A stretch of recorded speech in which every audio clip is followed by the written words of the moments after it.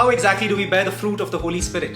Most of us know the famous verse in Galatians where the Apostle Paul lists out the fruit of the Spirit: love, joy, peace, patience, kindness, goodness, faithfulness, gentleness, and self-control. Now, who wouldn't want to bear this fruit?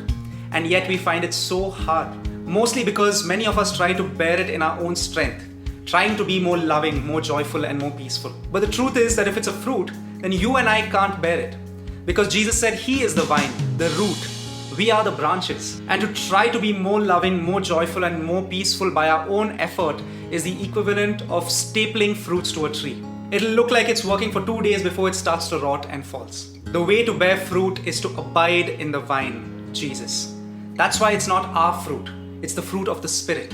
And Paul tells us just how to do that: by walking in the Spirit. Walking is simply taking one step at a time in the right direction. It's a slow process in which we walk with God by spending time with Him and His Word, by spending time in worship, by asking Him to transform our hearts. When my wife and I started dating, we would actually go walking together. And it is on these walks that we could talk and get to know each other. And it is through these moments that we actually started becoming like each other, taking on each other's characteristics without even realizing it until years later. That's how it is with Jesus. When you walk with Him in the right direction, one step at a time, you start to bear fruit.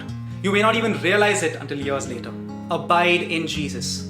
Walk in the Spirit, and you will bear love, joy, peace, patience, kindness, goodness, faithfulness, gentleness, and self-control.